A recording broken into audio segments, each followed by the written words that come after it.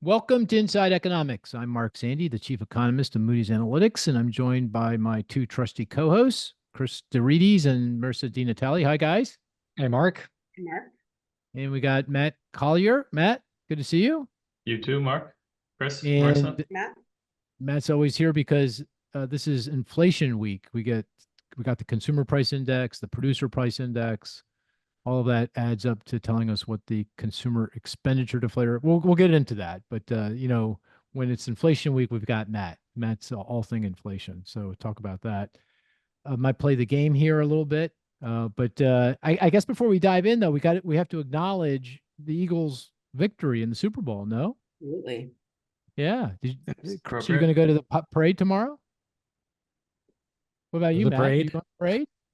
I hate to admit it, but no, I'm not going, which is like pretty wild to think about. But there's already been one. Like growing up, the idea of missing an Eagles Super Bowl parade is insane. But logistics, I don't know, pretty tough. Life Yeah, has changed for you. Life has changed. Yeah, traffic, the kind of things you think about, I guess. You've grown up, Matt. I That's know. what it is. Yeah, Yeah. you're getting old. I feel old sometimes. Yeah. Chris, you're not going? I know I know you I was not aware of a parade. that is hard to fathom. Is that true? That's true. You're not paying attention to the I'm not Eagles? paying attention. Wow. Did I you read watch the Super somewhere. Bowl, Chris? What's that? Did you watch the Super Bowl? Oh, you putting me on this. I did watch, and then I didn't watch all of it. I fell asleep. Well, I'll have to say, if you're not an Eagles fan, that game must have been pretty boring, right? I mean, Yeah. because it was never close. It was never Right. for an Eagles fan, that was like That was couldn't have great. been better. There was always tension. I always kept thinking they'd come back, that the Kansas City Chiefs would come back, but just we were leading by so much the whole way. So it was really, really It was pretty cool. exciting. Yeah, pretty cool. And they got a good team. Anyway, we're not here to talk about the Eagles. We're here to talk about the economy and inflation. And Matt, do you want to give us the rundown on the CPI, Consumer Price Index? Yeah, for sure. In a word, bad. Not a great report. The Yeah. January Consumer Price Index came out Wednesday, and the headline CPI, so the basket of goods that the government produces, puts together to estimate the kind of a price index of the things we spend our money on, rose 0.5% from December to January. That's above expectations of 0.3%. So not a small miss. That's strong. That lifted the year ago rate from 2.9% in December to 3% in January. Fastest monthly increase since August of 2023. It's also now 4 months in a row that year over year rate has ticked up. Not the kind of, certainly what I didn't expect. I think we'll touch on the kind of the underlying components and what's going on there.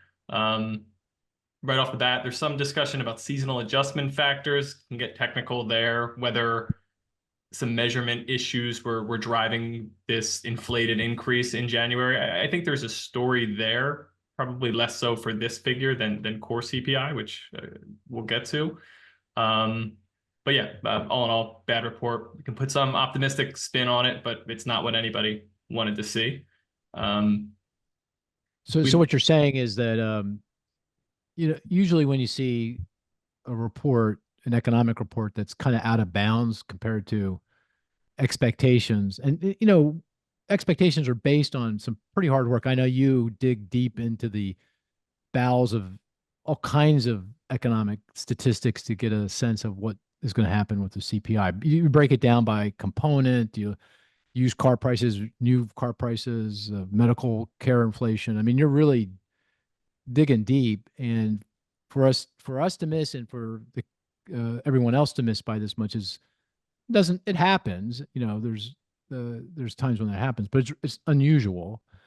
Usually when it happens, it's because there's some kind of measurement problem, and one intuitive measurement potential issue is that this is January.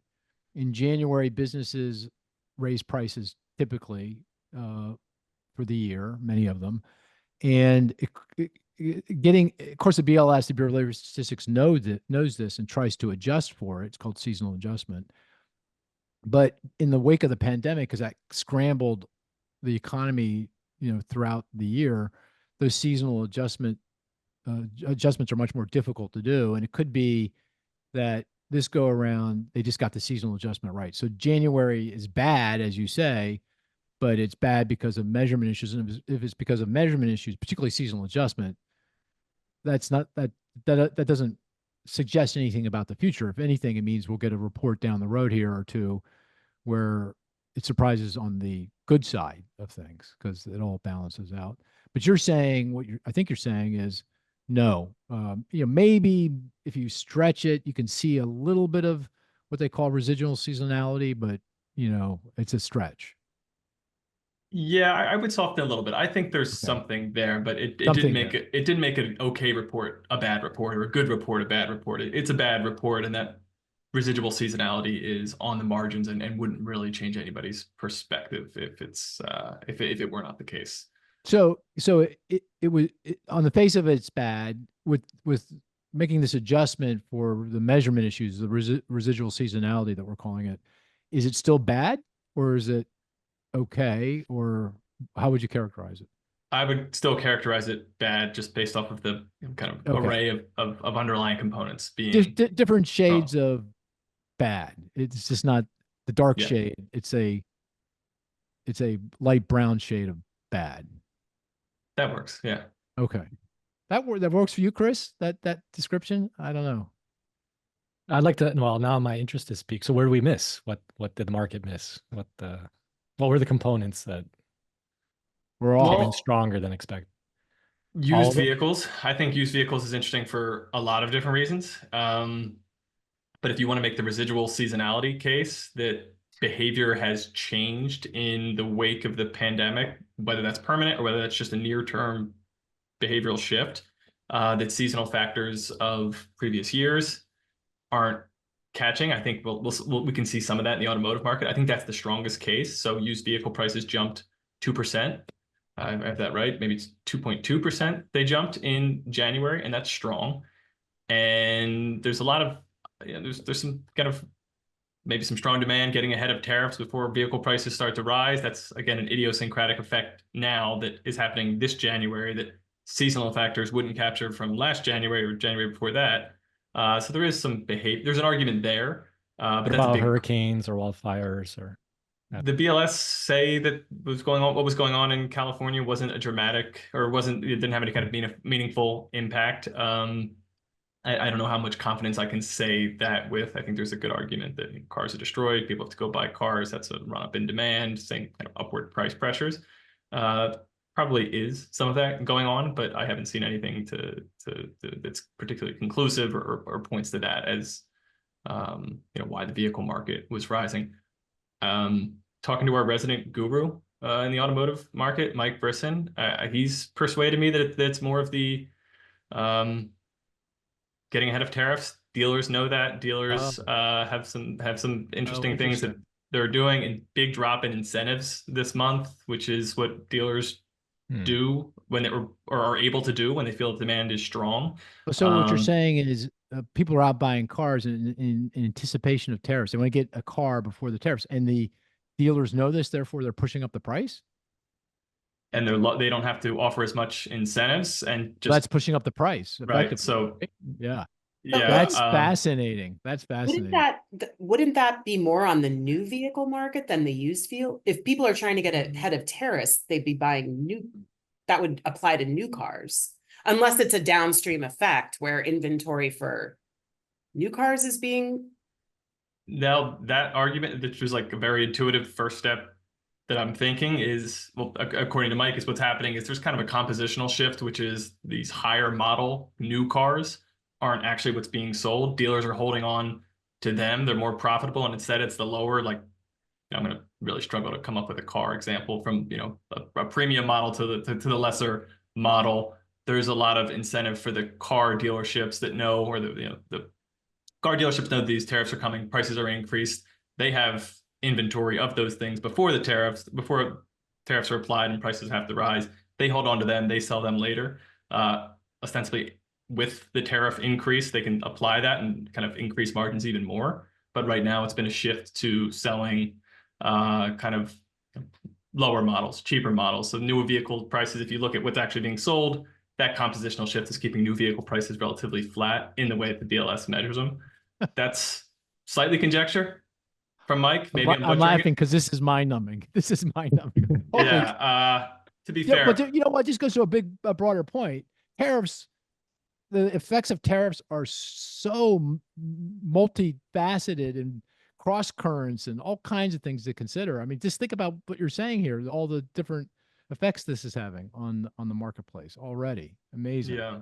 And conjecture is, I mean, there's like a lot of inventory data that says that those lower models, even if they're new, are being sold, and that's lowering the average sales price. Can I, before you go on and give us any other things that were affected by so-called residual, potentially residual season, where we missed, just the residual seasonality. I'm going to try to explain it, but I may botch it, and you can take a crack at it. But basically, the Bureau of Labor Statistics and other statistical agencies, they have it's really a statistical algorithm from decomposing movements in things like prices or jobs or whatever it is into different components, a cyclical component, a trend component, and a seasonal component.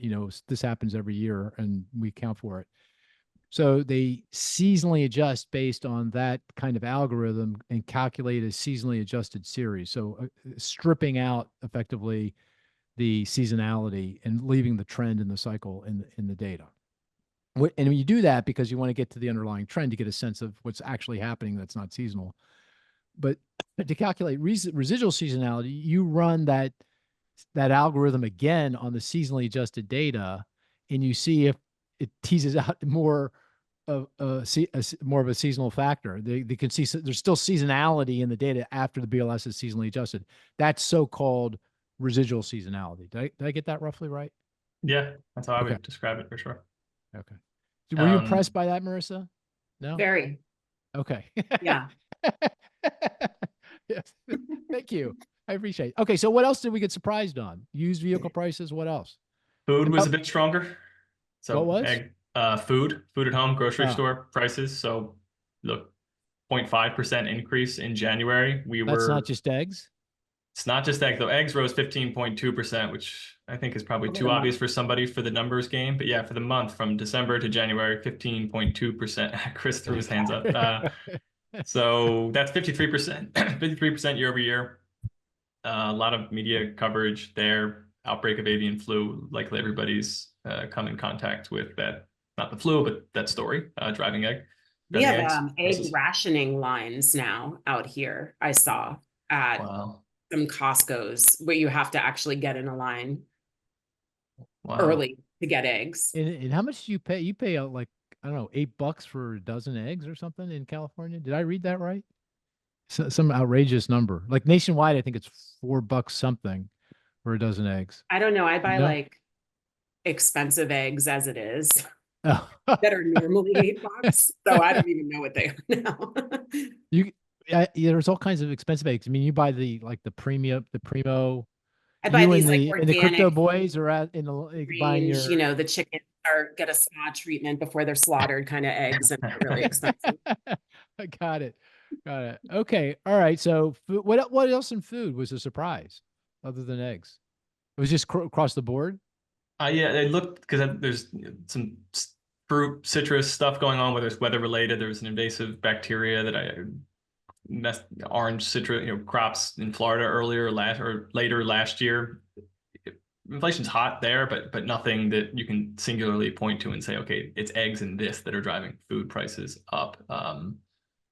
So kind of broad-based within food, but that's explains a little bit more of our miss. It's an acceleration from December's pace.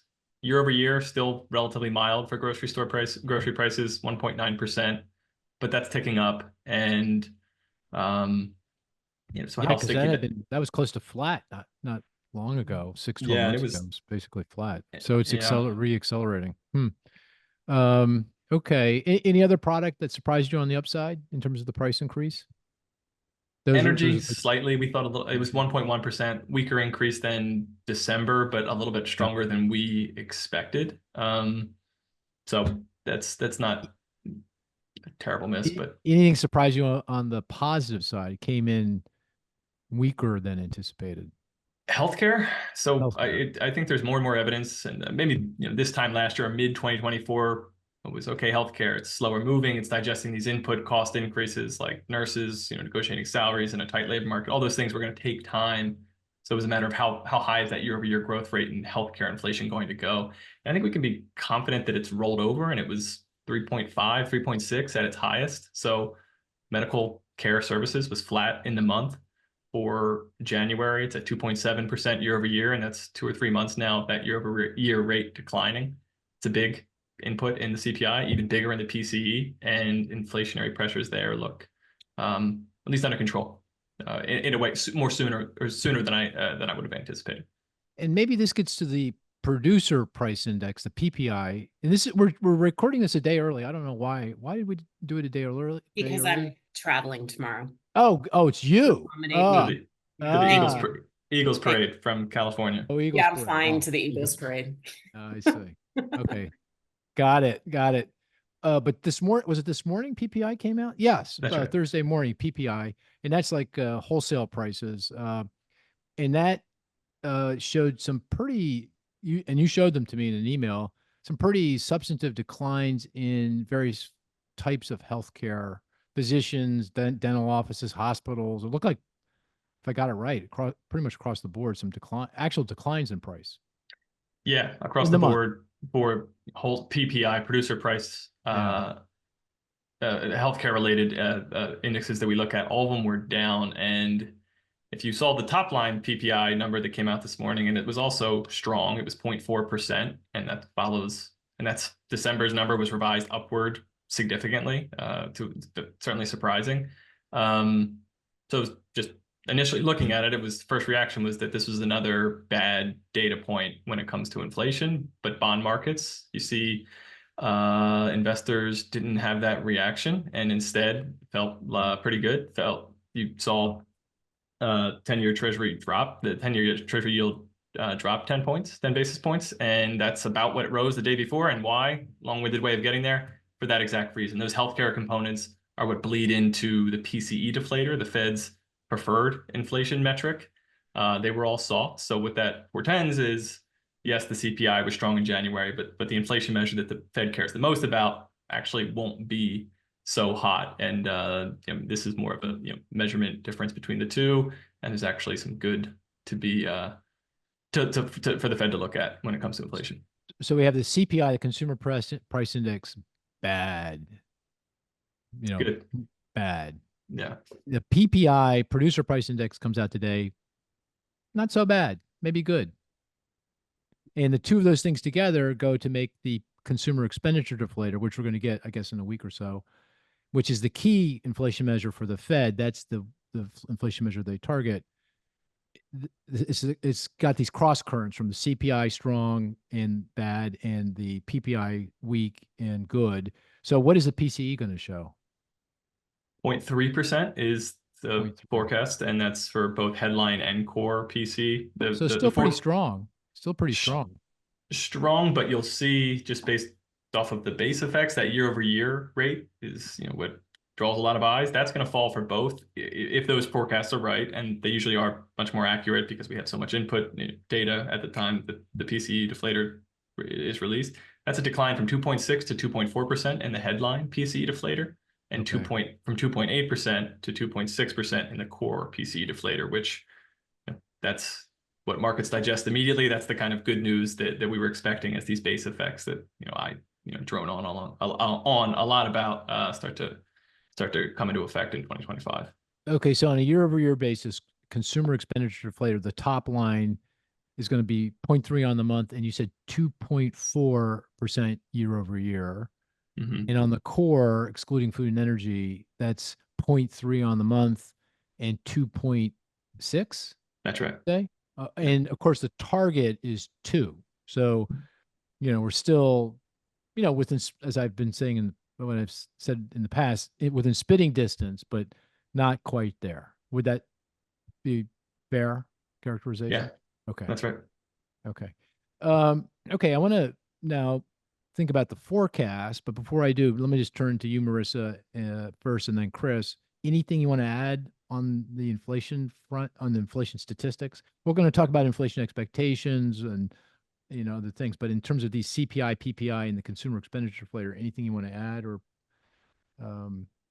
I think I noticed, Matt, tell me if I'm wrong, that auto insurance was back up and reaccelerated again, and that was a big something that stood out to me. I think it's up almost 12% just over the year.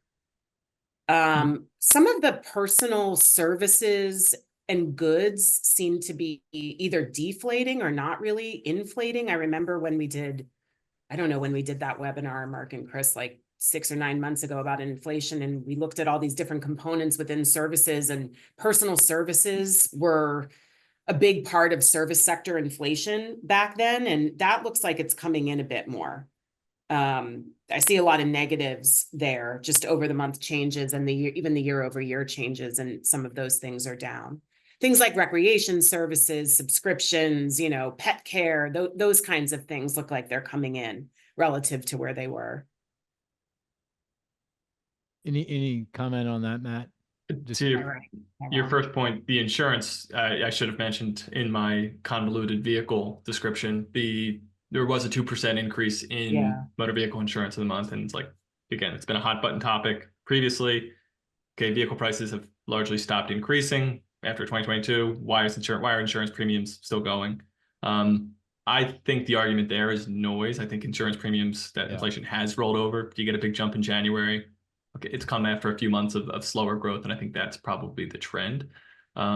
Repairs were a little bit stronger too, but I think it's the same story. So as far as personal services, that's not something I've spent a ton of time focused on. That's interesting. I mean, there's really demand-driven things that suggest kind of a pullback by consumers, which is certainly interesting. Chris, anything to add?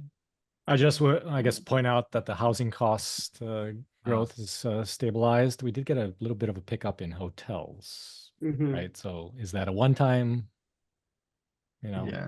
Eagles game type of event, or is it a something that would persist? I don't think so, but something to watch. The lodging away from it, the hotel prices is volatile. It has jumped around a bit, but perhaps the PLS is listening to the podcast, because OER, the owner's equivalent rent that we don't like, they reweight everything, and that actually has a lower weight now, very, very slightly, but it is diminishing as a weighted component in the CPI in terms of its importance. Small, but it was adjusted, so not as important moving forward. Because we're on the Inside Economics podcast, we are not fans of OER. Never have been, never will be. Never will. Yeah. At least it's behaving like you would anticipate, or close to. It's moderated. Getting better. Consistent with the events we've observed. Yeah. Right. Okay. Let's talk about the forecast. And, our baseline forecast, kind of in the middle of the distribution of possible outcomes, has been that inflation would continue to moderate and ultimately get back to the Fed's target. It's taken longer than anticipated to get there, but even in our current baseline, we have it getting there by the next few months. Certainly by the spring. Get from that 2.4, 2.6 on the top line core down to 2, on a year-over-year basis. I'm beginning to wonder whether that's at all possible now. In part because these numbers are a little stickier than anticipated, but a bunch of other reasons have come to the fore, least of which is this recent increase in inflation expectations. I'm not sure how much weight to put on it, but it does feel like, to the discussion we had previously about the tariffs and the impact on people's behavior in terms of vehicle purchases, it also feels like people are starting to anticipate higher inflation because of the tariffs. And that's starting to show up. So you saw it vividly in the University of Michigan survey, and I don't know how much weight to put on it, but because it's affected by people's political prism, Republicans think something very different than the Democrats. But it feels like in some of the other surveys, the New York Fed survey, and certainly in the bond market, if you go look at inflation expectations in terms of what bond investors think, that has risen, since it became clear that we were going to have tariffs and some of the other policies that might lead to inflation. And if you have higher inflation expectations, or maybe better put, fragile inflation expectations, they just feel very sensitive to me to, any news or any actual increase in inflation, that makes it less likely that we're going to get back to that target, that it's going to be increasingly the case that those expectations are going to be embedded in people's wage demands and how businesses price and how aggressive they are in their pricing. And again, going back to the example of the vehicle industry, the dealerships are already responding to the potential tariffs and able to charge a higher price. It's already having an impact on pricing. I don't know. What do you guys think? My sense is, we haven't changed the forecast, but my sense is that we may not get back to target here. Certainly not in the next year or two, as we work through these higher tariffs and other immigration policy and other things that could potentially lead to higher inflation and higher inflation expectations. Chris, do you have what do you think of that? How do you respond to kind of what I just said? Yeah, no, I certainly agree. I think You the do risks, agree. Okay. at least the risks are in that direction. If anything, right, the inflation may come in stronger than what's penciled in our baseline. And I think that's consistent with our kind of evolving view here in terms of the Fed and the number of potential rate cuts, right, there too. I think the risks are fewer, not more, given that all these factors that could influence inflation, right? There are very few that you can point to on the other side that actually would lead to more disinflation. Right. So you would concur that when we sit down and do the forecast for March, we may end up in a different place. That we may not end up back to the Fed's target. In fact, the disinflation, the slowing in inflation that we've enjoyed now for 2.5 years. I mean, inflation peaked in the summer of 2022. That is now over, at least in the near term, in the next year or so. At least in the near term. And again, there's lots of uncertainty here, of course, Yeah, around the policies and whatnot. So things Right. could happen. You could play in a scenario where this inflation does accelerate, but given all the factors that we've identified in terms of policy, it's more likely than not that, it's going to be stickier inflation Right. for an extended What do you period. think, Marissa? What's your perspective on that? Yeah, Change I the think I forecast. agree with that. I think the odds are rising that we're not going to get back there, and we may not get 2 rate cuts this year either. I think markets are now expecting 1 rate cut. Is that right? Yeah. Yeah. I think you have to think about, okay, well, what are the major sources of inflation now or to this point? So we're still watching shelter, and that looks good, right? That is one of the single largest components in the CPI. It's less of a big component in the PCE, which is what the Fed is looking at. But I think if shelter prices can continue to come in, then we can make some progress there. We have to see how much of this theory about residual seasonality is true. I mean, we'll find that out in a couple months after a couple more CPI readings, I think. The thing with food is tricky because a lot of that is just being driven by various viruses and shortages and weather, and that is very difficult to predict. So yeah, I mean, I do think that tariffs represent the biggest threat here to getting inflation further under control. We now have tariffs on steel and aluminum imports, broad-based. We don't know what's going to happen with Mexico and China. Mexico and Canada. That has the potential, especially with Canada, has the potential to raise housing prices even more. We get a lot of Canadian lumber and other inputs, a lot of metals from Canada. So the risks are certainly on the upside. I mean, I think there is a greater and greater chance that we don't get back there. Yeah, we're far enough away. It seems like we were right there, and I think we're far enough away that it's possible we don't get to 2% by the end of the year. Yeah, and on tariffs, it feels, and obviously a boatload of uncertainty here. I mean, who knows how the president's going to play this, but it does feel like he's more serious about broad-based tariffs, doesn't he? I mean, we're now today the news is around reciprocal tariffs. So, Mhm. you know, if a country has a higher tariff rate than we do, then we raise our tariff to be consistent with that. Which, you know, our tariff rate is low, so that would suggest rates are going to go up on lots of different countries and lots of different products here in the not too distant future. It feels like, at least directionally, it goes to, if not universal tariffs, you know, across the board tariffs, pretty clearly in that direction, doesn't it? It feels that way. Chris, Yeah. what do you think? Yeah, Marisa, yeah, you agree with that? Okay. Chris, what do you Yeah. think? Certainly, I don't know if the plan calls for matching lower tariffs. Is that to an No, extent a country no, has a lower tariff? Would we match it? oh, that that's a great point. Is You know, oh, that's so, it can't be too many of that, but that's no, interesting. but I'm Uh, curious. I haven't heard curious. anything along those lines. So. Oh, it took me a second to understand what you were saying. Yeah, that's pretty funny. Well, you know, the president argues, I'm just curious how you would respond to this, that it's just fair. Look, the other countries are charging us a higher tariff. Some of them are, there's developing countries, but there's also developed economies like the Europeans. I think our effective tariff rate is 3% ish. Theirs is, I'm making this up, but 5% ish. So it's not apples, and it's not widely off, but it's still, you know, they're still a little bit higher. Uh, do you how do you respond to that logic, that argument, or how do you think about it? That's just fair. It's just plain fair that, well, you know, we should have reciprocal tariffs.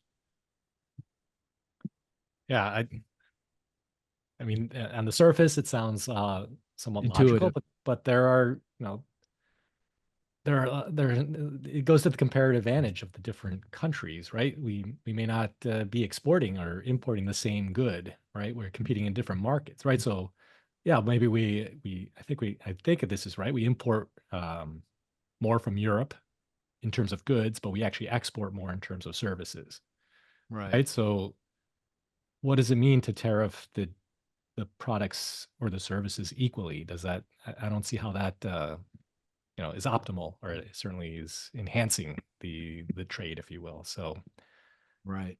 I think I think at the core there's a legitimate argument, right? If there are vast differences in trade practices, tariff practices, if there's dumping, right? There are clearly cases where, you know, it's certainly justified, but I don't know. I think those are few and far between when it comes to Europe. I think there are certainly greater grievances as we think about China and some of the imbalances there. Yeah. I mean, I think it's easy to say. It's like incredibly difficult to actually measure. I mean, because there's so many different ways that countries affect and restrict trade beyond tariffs. There's tax Exactly. subsidies. Think about the Inflation Reduction Act tax subsidies that are made in America. There's non-tariff trade restrictions.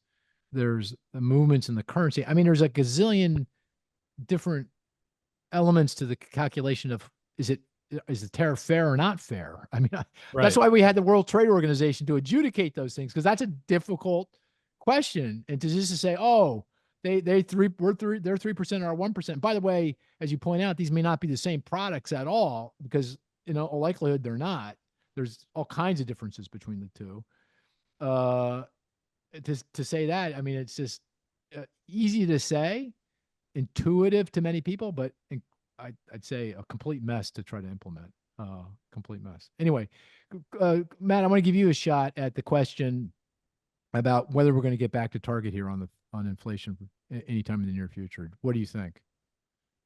I wouldn't call myself a convert, but I have, the past few months I've said, okay, shelter's moving in the right direction. I understand goods prices are going to go up a little bit. We can live with that. It's a little bit of a mismatch on timing, but we'll get there. But I'm just surprised just that it's, you know, inflation expectations manifesting as higher goods prices already. To the extent that that's happening, yeah, I could see that I've maybe underestimated goods inflation, and it's going to be a little bit more elusive to get to that 2% is going to be more elusive than I previously anticipated. I still feel relatively okay that shelter is coming down, but yeah, I think the car example's a good one. We can saw some of it in Q4 GDP data.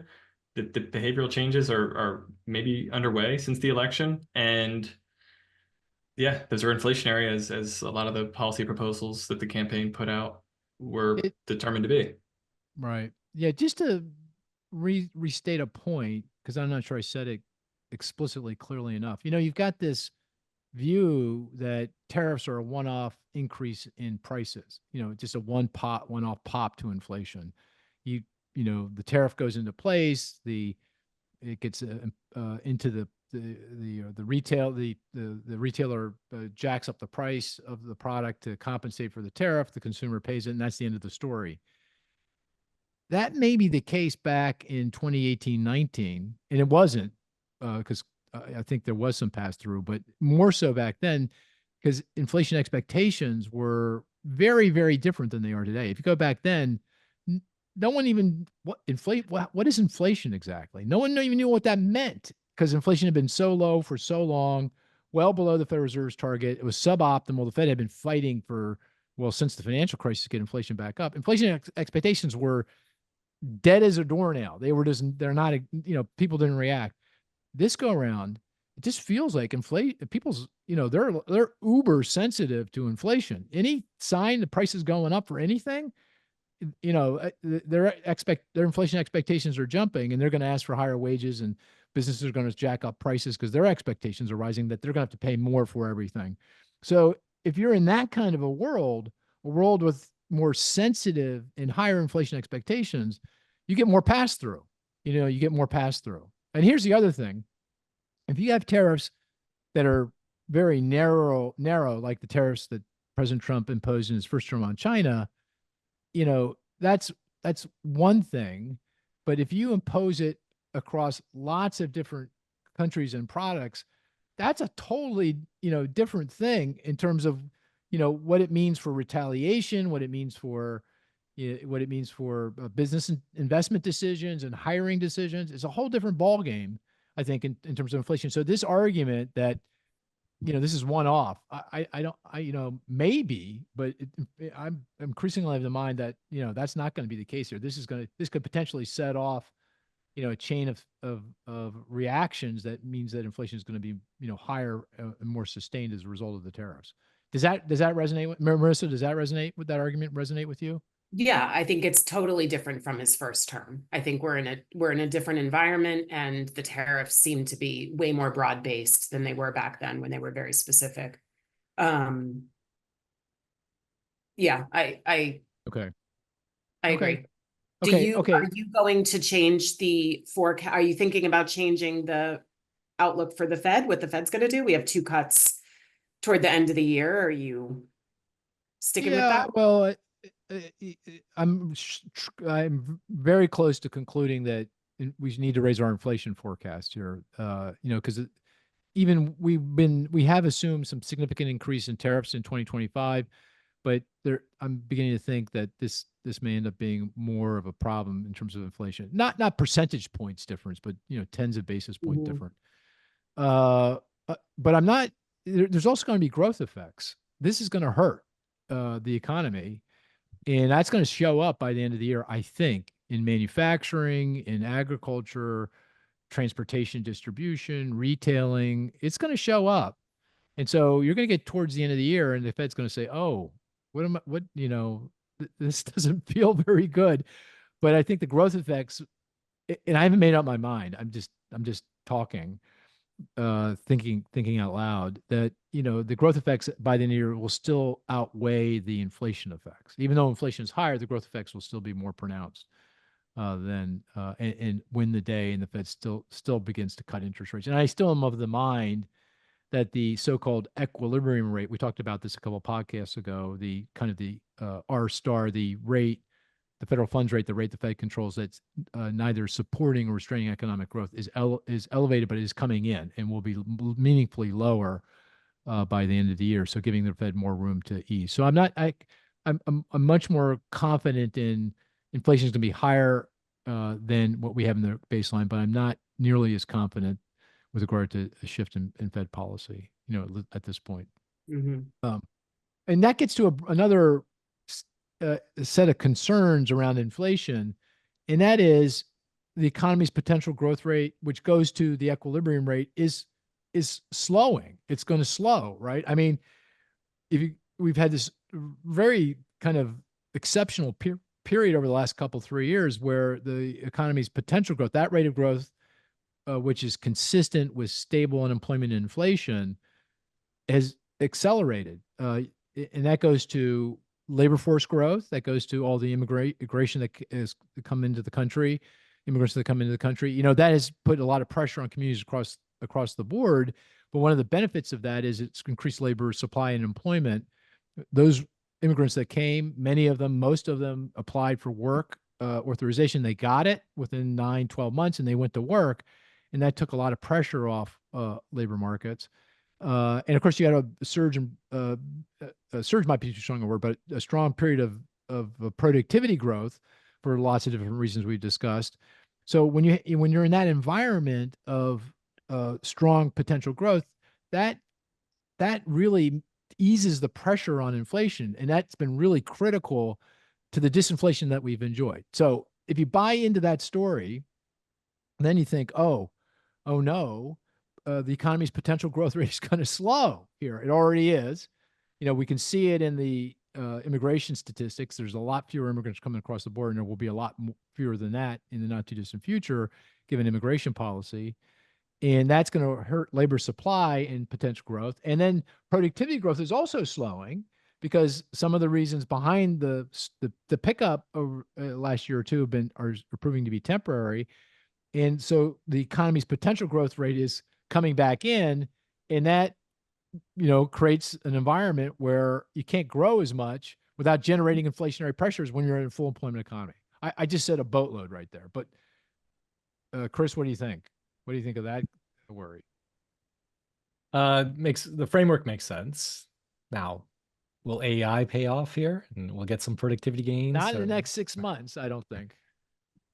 No? Yeah. Is that your hope? You're pulling out the AI rabbit? The technology, well, the productivity has to come from somewhere, right? So you got some small businesses. So small business formations were still high last year. So, you know, that could. You see, I put Chris in a very awkward position because he's you're the productivity bull. Yes. So you're defending I didn't put you're defending your productivity story. I got it. Yeah.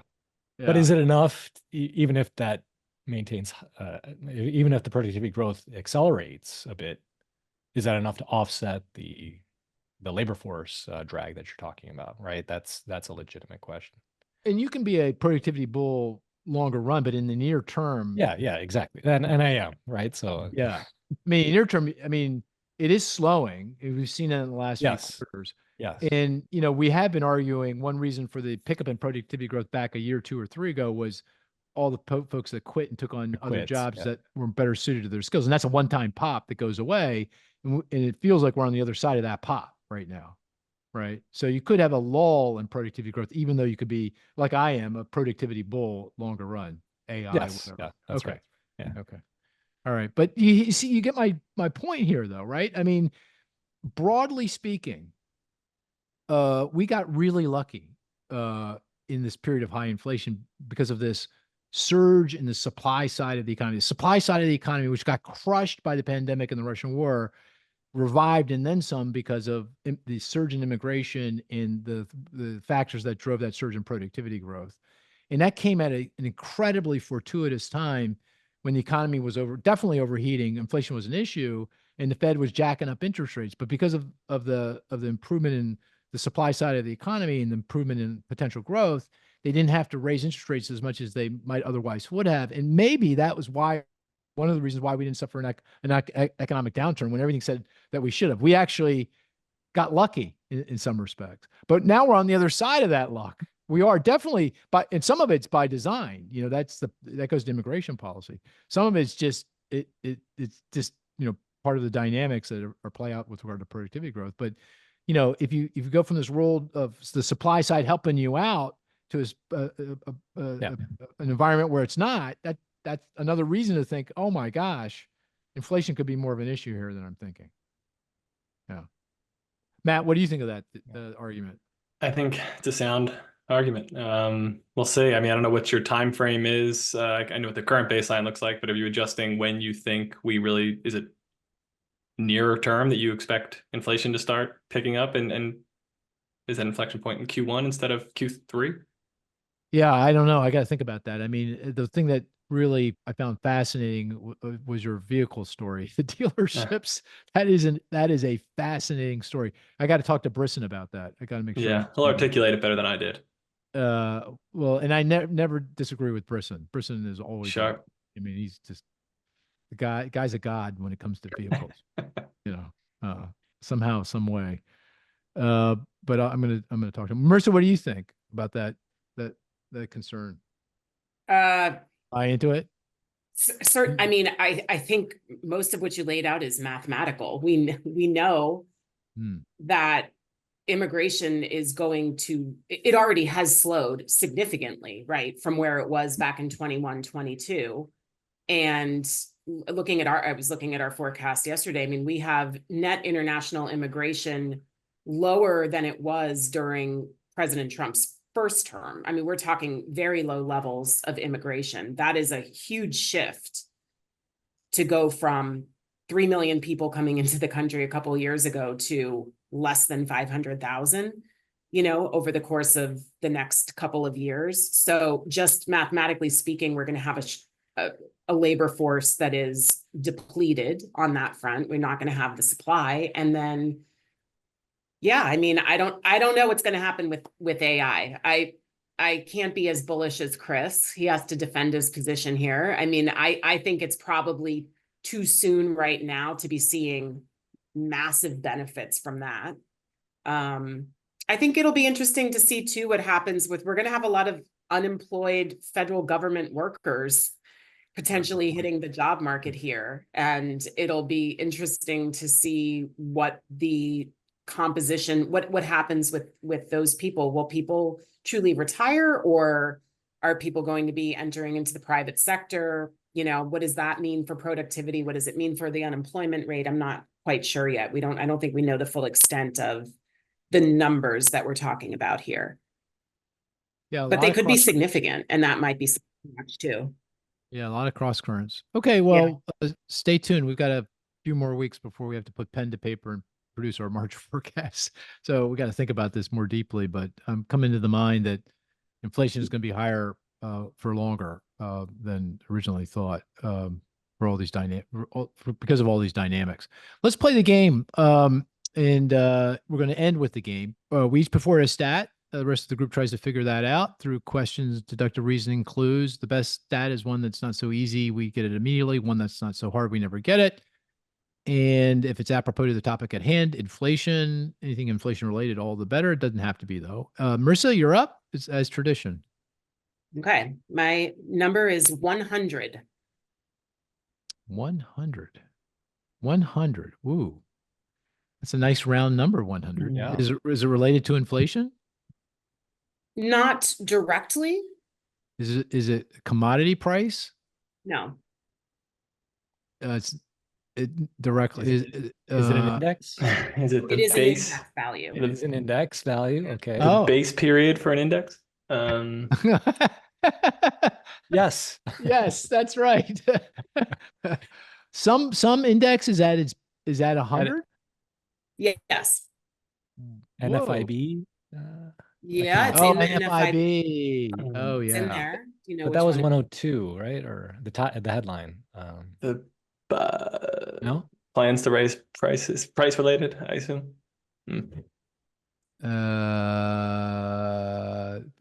Well, it's in the NFI, National Federation of Independent Business, the Small Business Survey. Yeah. I just saw Dunkelberg yesterday. He's the keeper of the Nice. data from the beginning of time. And I don't know which component. Which component is it? Okay, this is No? the NFIB's uncertainty index. Oh, And- Certainty. Okay. right. It's for the Alright. month of January. And this is the third highest reading on uncertainty ever in the history of the index, going back to 1986. Wow. The previous two, the index readings that were higher were in September and October of last year. So right before the election.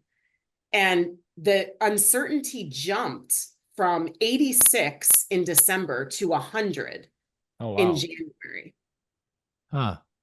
What you said it, This is the what, way they calculate this is the number of people that say that they don't know or they're uncertain about the answers to these questions about the future. Like, oh, will the economy get better or will prices rise and these kinds of things. So it's just representative of, I think, what we've been what we've talking been about, saying.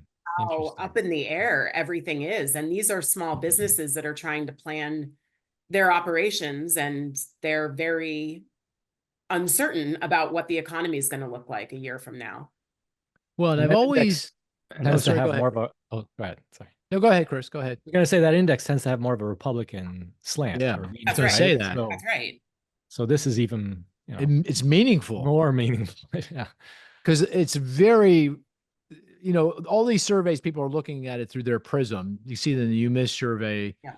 You see it, I've always seen it in the NFIB survey. It's very politically dominated. And it's, things are great when you have a Republican in office. Things are terrible when a Democrat's in office. So I've always discounted it. But the fact that this, even this Republican dominated index is saying, you said there was two other times in history. Which were the two other times, did you say? September and October of last year. Oh, going to the election? Election. Yeah. Yeah, right before the election. But it Oh. plummeted after But the then it election result. Okay. Fell after the Uh-huh. election results. And now here we Uh-huh. are in January. I think all of this back and Right. forth and vacillating on tariffs and policy, right? And then it spiked up again. And how long is that? Is that goes all the way back to the beginning of the survey? I guess it Yeah, does, right? 1986. Yeah. Wow. Okay, I got to look at that. That's so cool. That's so interesting. And I tell Yeah. you another really interesting thing I found in the NFIB is Yeah. that I never really looked at before, but they Uh-huh. have break out the optimism index into their hard components and their soft Uh-huh. components. And the hard Oh, things are things that are measurable, like how many right. job openings do you have and your inventory level, right? The soft is all this expectations and how do you feel about the economy. And remember that this index surged right after the election, just in terms of the overall index. But that surge is purely because of these soft things, right? None of the hard index components really moved at all. It's all these expectations and how people are feeling that explains the increase in the index. It's not actual. Well, that's so well that Matt knows that because he does that for the purchasing manager surveys. He's a hard Yeah, versus but we've soft. done it for both. You can like back Yeah. into the ISM index, and it's like Yeah. hard data that tracks government, hard components that track government data, like historically, and then you can just look at like the softer stuff, and it's amazing how much of a deviation. It's just kind of Yeah. cones out. It wasn't always the case. But the Oh, NFIB one, there's a political salience to that that's like, which makes the January uncertainty thing really interesting. I didn't know that. Yeah, very interesting. Is that in the data buffet, Marisa, those series? If not, can Yeah. you send them to me? Can you, Yes, oh, it they is. are. Okay. I'll Mhm. go find them. Yeah. That's very cool. That's a great statistic. Hey, Matt, you're up. Marissa's is better than mine. 0.3%, 0.3%. It seems like everything in that CPI survey was 0.3. Yeah. That's the trick. And monthly rent growth. Owner's Yes. equivalent. No, Owner's equivalent rent. Owner's no, equivalent more, rent. more, Point. more Broader. towards, Is it super core? no, but it is An amalgam. aggregate sub-aggregate index within the CPI. Is it minus shelter? No, that would be higher. Not by much, but yeah, no, it's not that. Okay. So some aggregate in this consumer price index, CPI, the percent Yeah. change on a month-to-month Month-over-month. basis. Don't overthink it. Well, you're not gonna say it's core CPI, are you? Well, it's not core. A step Core- further. Yeah, right. Core X, core X. I don't know. Pick something. Shelter. Core Go- X- Core goods. It's core goods. Core 0.3% goods, increase. core goods, okay, core goods. Largest, fastest increase since May of 23 goes to what we're saying. This, tariffs don't get applied to services. They're going to be on goods. Are we seeing some, preempting some early purchasing on Right. stuff within core goods as vehicles? So kind of unsurprising there. I referenced GDP data earlier. Q4, we had almost a percentage point added to growth from durable goods consumption, which was surprising. it's a little, if it's happening, I think these are early indications that people are lifting their expectations for inflation and also acting upon that and trying to get ahead of price increases. Great. Very cool. Okay, let's do one more. Chris, you're up. What's your stat? $4.77. That sounds like a dozen price of a dozen eggs. I think it's No? higher than it's higher at my local supermarket. No, I think, it varies a lot by across the country. I didn't know that. Yeah, I guess the avian flu affects pricing in different parts of the country. So that's Oh. not what it is. So it's a Price price. of though. gas. Is Is Wawa it- sell this item? Yeah, does Wawa sell it? Well, Wawa's does not sell this item. It's not Oh, copper, is it? It is. It is. It's copper. It's a Oh, is it- throwback. Wow. Is it that Throwback. high? It's that high. Wow. It's up. It was $4 at the start of the year. It's $4.77 Yeah. now. So What's going and on there? you tell me. It sounds like it's that's our Dr. Copper. All things clear. Growth is full Growth steam is ahead here. strong. Yeah, I mean, What's the is that- counter? What's that? It's the What's counter. the counter argument to that? Well, we're in a commodity price cycle, and all commodities are rising Are going fast. up? They're Okay. going up. It's a reflection. I don't. That's interesting. Gold hit an all-time high earlier in the week. What did Gold prices. coal? You said Gold. Gold. GOLD. Oh, gold. Gold. As you can tell, I don't own any gold. We had a great question about gold. I won't go into it, but Chris and I were on a call with a bunch of risk officers, and they brought up gold prices and the Fed's ownership and the price. But we're going to come. We'll come back to that in another podcast. So it's historically we've thought of copper above 4 as strong economy, strong global Yep. economy. Yeah. That could Lots that of could be demand the for case. That's still- construction, manufacturing. Yeah, it's strong right now. The growth is strong, right? So it would be consistent with that, right? If you look at growth, if you look at our survey, business survey, when I would ask folks if you please contribute to the survey, the weekly survey, it's also strong and consistent with a global economy that's growing above its potential, and that would be consistent with copper prices at $4.70, $4.80, I think. So maybe that's what it's reflecting. But interesting. Has Trump tweeted at the Chilean president today about tariffs? Wouldn't that be where most copper comes from? Yes, indeed. I Yeah, think. But I don't know if it's it huge does. market. Yeah, I don't know if Chile. it's huge. Yeah, I don't know. I don't know if how it- up to date Chris's prices are. Yeah. Well, No, they're it's, real time. Real time. Okay. I call him real time Chris. Ooh, I like the sound of that. Real time Chris. I think that should be on your All right. LinkedIn page. Real time Chris. It's good. Real time. Yeah. Real time. Yeah. No, you don't like it? Real time with Chris. Into- real he's time with turning Bill into Maher. fuddy-duddy. That's good. Seems to be taken. But Yeah. anyway. Anyway, we got to call it a podcast. This was fun. Very good. Very informative. You could see how we think out loud, thinking out loud, and about what's going on. Hopefully, you found it of some value. And we'll talk to you next week. Take care now.